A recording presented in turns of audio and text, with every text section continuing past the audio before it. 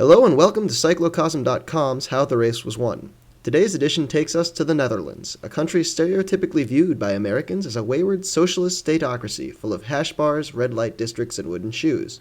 However, in at least one aspect of capitalism, the Low Countries are way ahead of us: naming rights. Long before the Tostitos Fiesta Bowl and Enron Field, the Dutch had Amstel Gold.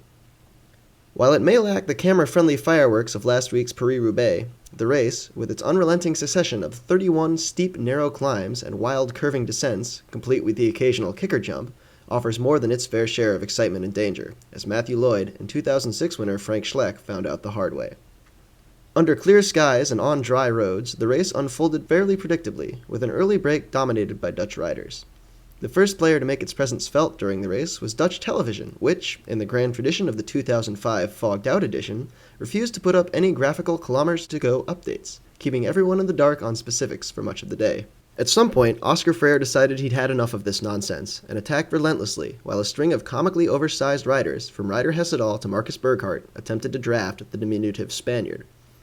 Up the road, Nicky Terpstra attacked the break, and eventually fell in with Burghardt, Freire, and Liquigas's Valerio Agnoli. Still, a Cees Taparn-led peloton was loath to let the three-time world champion go, and gobbled up the break somewhere between 50 and 30k to go.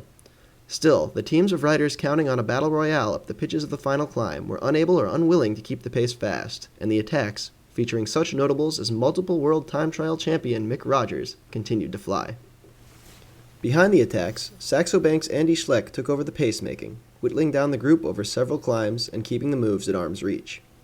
Over the penultimate climb of the Keutenberg, Schleck reeled in Roman Kreuzinger and drove a select group of riders clear over the top, but it was Rabobank's Robert Hessink that used the impetus to break free of the field.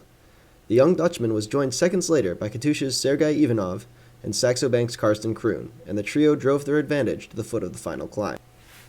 Though Ivanov dropped the knackered Hessink with a wily attack under the red kite, the 6-second advantage he and Kroon conjured seemed unlikely to hold. However, the teams of all three breakaways positioned themselves beautifully on the final climb, scattering the pursuit out across the road and leaving the podium to the leading three. In the race-deciding sprint, Ivanov played his cards beautifully. While leading out is generally seen as a disadvantage, on steep pitches and at lower speeds where more energy is required to overtake, the rules change quite a bit. Seeing his opportunity, the Russian seized the advantage and jumped ahead of Kroon exactly at a left-hand bend in the road, meaning that any attempt by the Saxo Bank rider to overtake would have to be over a longer distance. As the road straightened, the Russian held tight to the barrier, waiting until Kroon was halfway alongside him before slicing a steady tangent to the opposite barrier between 300 and 200 meters to go. Kroon, now boxed in, was forced to moderate his tempo slightly and slip back behind the Russian. Just after this, at 150 meters to go, Ivanov made a brief glance behind him and hit the gas again. The Dutchman was unable to respond, and the Katusha rider cruised home for the win.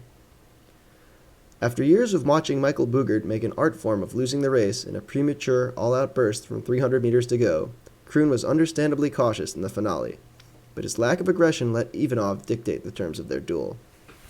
Rather than trying to pull even with the Russian, the Saxo Bank rider would have almost certainly been better served by waiting in his wake, and if he had the watts, putting it all on one big jump during one of Ivanov's many head turns. Still, Ivanov more than earned the win. He made several probing attacks and wisely backed down when faced with less than favorable odds, first after a near-disastrous oversteer, and second when stuck with an inexplicably uncooperative companion. Here, Nibali is refusing to pull through, even though cooperating puts two Liquigas riders in a break of 3 inside the final 10k. Saxo Bank controlled the race beautifully and put the rider they wanted in the move that mattered, but it was Ivanov's no one to hold him, no one to fold him race savvy that eventually carried the day. I'm Cosmo Catalano, and that's how the race was won.